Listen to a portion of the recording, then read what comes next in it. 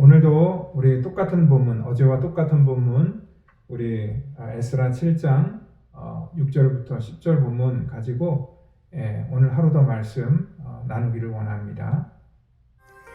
이 에스라가 바벨론에서 올라왔으니 저는 이스라엘 하나님 여호와께서 주신 바 모세의 율법에 익숙한 학사로서 그 하나님 여호와의 도우심을 입음으로 왕에게 구하는 것은 다 받는 자더니, 아닥사스다 왕 7년에 이스라엘 자손과 제사장들과 레위 사람들과 노래하는 자들과 문지기들과 느디님 사람들 중에 몇 사람이 예루살렘으로 올라올 때에 이 에스라가 올라왔으니 왕의 7년 5월이라. 정월 초하루에 바벨론에서 길을 떠났고 하나님의 선한 손의 도우심을 입어 5월 초하루에 예루살렘에 이르니라. 에스라가 여호와의 율법을 연구하여 준행하며 율례와 규례를 이스라엘에게 가르치기로 결심하였더라. 오늘 하루도 어떻게 지내셨습니까? 참 답답하고 힘드시죠? 저도 우리 장로님, 권사님, 우리 집사님들 이렇게 새벽에 늘 뵙고 같이 아침에 또 커피도 마시고 하루를 이렇게 시작했다가 그러한 일상이 없이 이렇게 시작하려니까 참 굉장히 허전하고 또 굉장히 답답합니다. 우리 이렇게 벌써 이제 한 2주밖에 안 됐지만 모두 다 뵙고 싶고 또 그립습니다. 그렇지만 우리 조금만 더 참고 계속 같이 이 어려운 위기를 같이 극복하고 넘어갔으면 좋겠습니다. 우리 어저께 말씀은요, 우리 에스라의 개혁에 대한 그러한 일들에 대해서 같이 나눴는데요. 앞으로 계속 좀 개혁에 대해서 얘기를 하려고 합니다. 보이지 않는 성전을 우리가 어떻게 지어야 될 것인가, 그러한 것에 포커스를 가지고 또 오늘도 같이 말씀을 계속 이어나가도록 하겠습니다. 제도와 사람을 바꾼다고 해서 하나님의 교회와 하나님의 나라가 회복되는 것이 아니다 말씀을 드렸습니다. 왜냐하면 사람을 바꾸고 제도를 바꿔도 또 다른 문제가 발생하기 때문에 그렇죠. 우리 지금 이 코로나 바이러스 여러 가지 봉쇄 그런 조치를 취한다고 해서 그 문제가 해결되는 게 아니라 또 다른 문제가 또 발생할 것 같습니다. 아무리 라스베가스 지역 전체를 한 달 동안 꽁꽁 묶어놔도요, 이 사태가 만약에 다른 주에서 해결이 안 되면은 또 다른 그런 감염자가 이곳에 왔을 때 계속 이 도시를 봉쇄해 놓을 수만 없기 때문에 어떠한 그 근본적인 해결함이 없이 그래서 우리가 지난주에 어저께는 그래서 우리가 백신이 근본적인 해결이다. 이런 백신이 개발되지 않고는 근본적인 그러한 해결이 안 된다는 것입니다. 영적인 문제도 똑같다 그랬죠. 우리가 하나님 앞에 믿음으로 살아가는 것, 보이지 않는 성전을 짓는 것, 우리 인간이 열심으로 노력하고 제도를 바꾸고 사람을 바꾼다고 해서 되어지는 것이 아니라 하나님의 말씀이 역사하셔서 그 말씀을 통하여서 우리를 살릴 때에 비로소 하나님의 계획이 이루어지게 된다는 것입니다. 에스라는요, 크게 1장부터 6장 그리고 7장부터 10장의 그런 큰 덩어리로 나눌 수가 있습니다.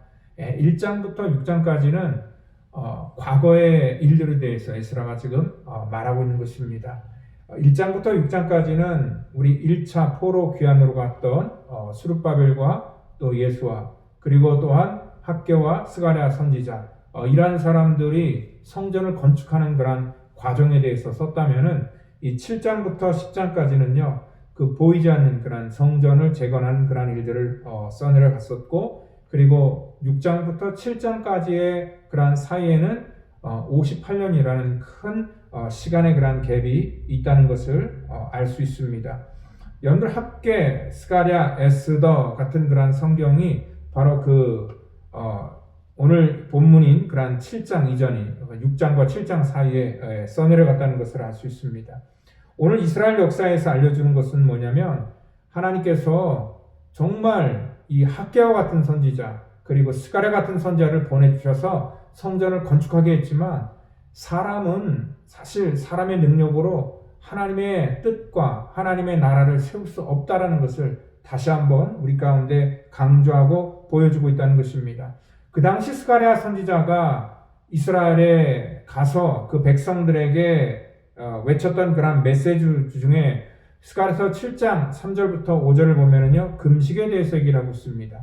오늘 그 백성들이 하나님의 성전을 건축한다고 갔지만 성전을 건축하지도 못하고 터만 닦아놓고 여러 가지 탄식만 하면서 오늘 그 사람들이 했던 것은 뭐냐면은 5월의 금식과 7월의 금식을 강조하고 있었습니다.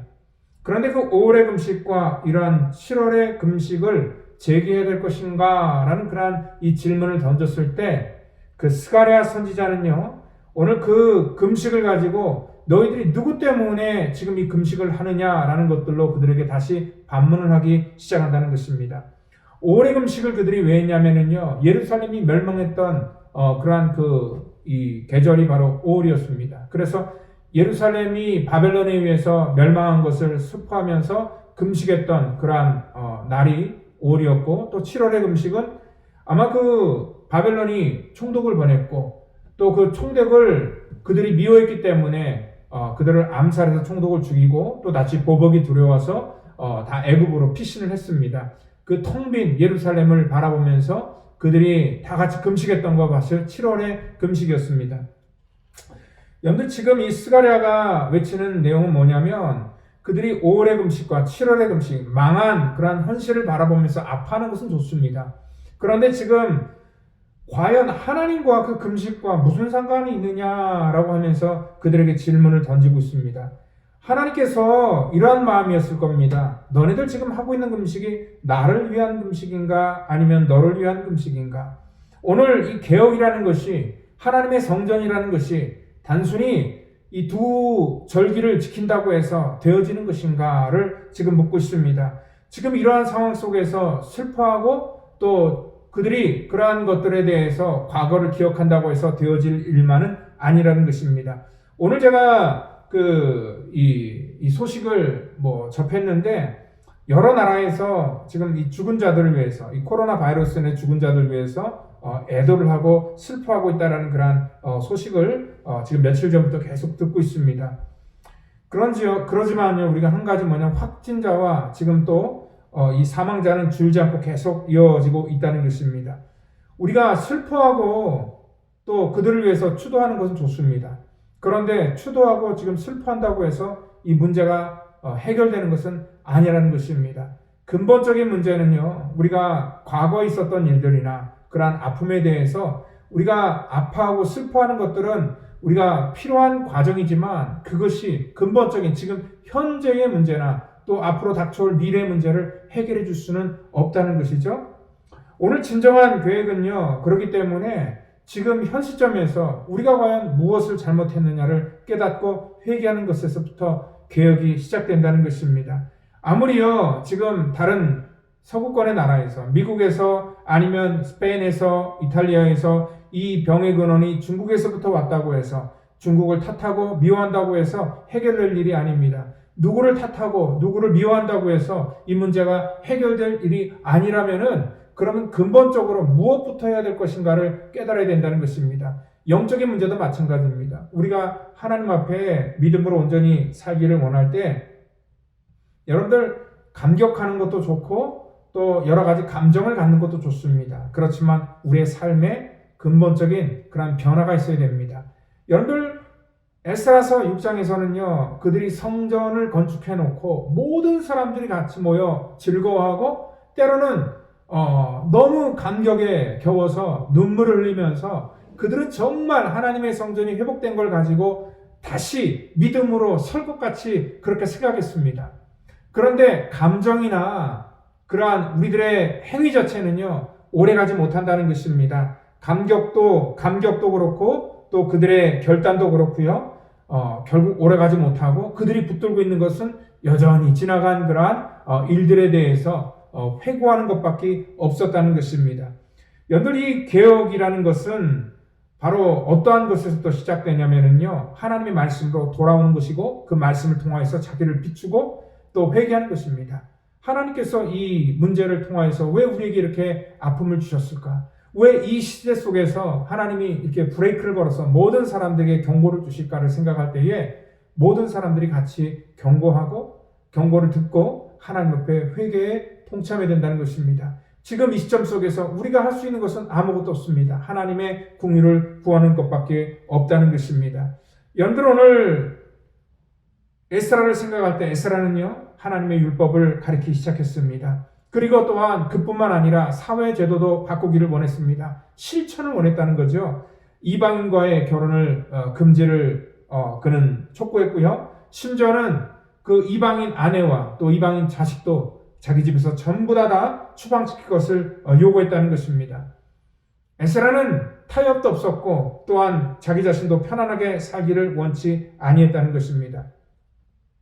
여러분 지금 이 문제를 해결하기 위해서는요 모든 사람들이 이렇게 같이 희생을 감내해야 된다는 것입니다. 경제적으로도 많이 힘들고 또 나가지 못하니까 답답하고 여러 가지 문제가 있지만 여러분들 이 공동의 문제를 해결하기 위해서는 모든 사람들이 다 동참해야지 효과를 볼 수 있다는 것입니다. 어떤 사람은 그럴 수 있습니다. 나는 다른 거는 정말 다 타협을 하고 내가 다 이해를 할 수 있어도 이렇게 그래도 결혼했는데 아무리 이방 사람이지만 어떻게 쫓아내느냐. 나는 그건 할 수 없어.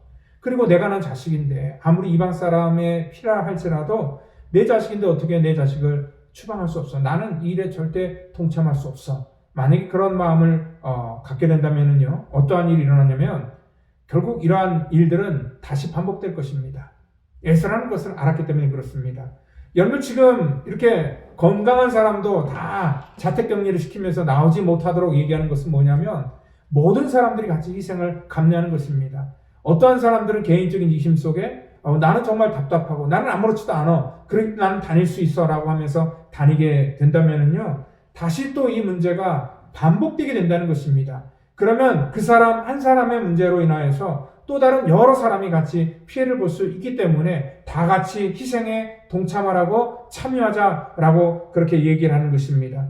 오늘 이스라엘 백성들이 지금 에스라의 개혁에 일부만 이렇게 동역을 하고 또 일부는 반대를 한다면은 이 개혁은 실패가 될 수밖에 없습니다. 이 개혁은요 전체가 다 참석해야 된다는 것입니다. 여러분들 루터도 개혁을 했을 때 희생을 감내했습니다. 자기가 갖고 있는 그런 기득권 또 자기가 누릴 수 있는 그런 모든 것들을 다 내려놨습니다. 그 당시에 캐톨릭이 갖고 있었던 그런 권위, 권력, 부정부패, 하나님의 말씀에 대한 오용 그런 것들에 대해서 철저하게 부딪혔습니다. 부딪혔을 때는 그냥 말로만 부딪힌 게 아니라 자기 삶 전체를 던져놓고 오직 하나님의 말씀으로 또 오직 믿음으로 오직 하나님의 은혜로 라는 그런 세 가지 주제를 가지고 그는 믿음으로 나아가게 됐다는 것입니다. 여러분들이 루터가 종교개혁을 할 수 있었던 것은 뭐냐면 근본적으로 자기 욕심이 아니라 근본적인 하나님의 말씀으로 돌아가자라고 얘기했기 때문에 성공할 수 있었다는 것입니다. 루터가 개혁에 성공할 수 있었던 것은 뭐냐면 하나님의 말씀의 본질로 돌아갔다는 것입니다. 에스라가 개혁에 성공할 수 있었던 것도 뭐냐면 다른 것이 아닙니다. 사회복지를 얘기한 것도 아니고 그들에게 어떠한 편안한 그러한 이 제도적인 장치를 요청했던 것도 아닙니다. 에스라도 역시 루터처럼 하나님의 말씀으로 돌아가고 근본적인 율법으로 돌아가고 그리고 율법대로 행하고 하나님의 말씀대로 살아보자라고 강요했기 때문에 오늘 이 모든 것들이 하나님의 뜻대로 될 수 있었다는 것입니다. 예수님께서도요 마가복음 11장에 이 성전에 들어가셔서 이 보이는 성전에서 보이지 않는 그러한 성전의 기능이 되지 않는 것들을 바라보면서 그들을 전부 다 그 보이는 성전에서 쫓아내시면서 내 집은 만민이 기도하는 집이다 라고 이렇게 말씀을 하셨습니다. 너희는 내 아버지 집을 강도의 불혈로 만드는구나. 하나님의 전이 있었지만 그 하나님의 보이는 전은요 강도의 불혈이 되어 있었고 하나님께서는 그 전이 보이지 않는 하나님의 그 전이 거룩한 기도하는 집 하나님의 거룩한 말씀의 본질을 회복하는 집으로 세워지기를 원하셨다는 것입니다. 에스라의 계획은요, 보이는 성전에서 보이지 않는 성전을 세우는 일이었습니다. 이것은 우리에게 주신 그러한 기회라는 것입니다.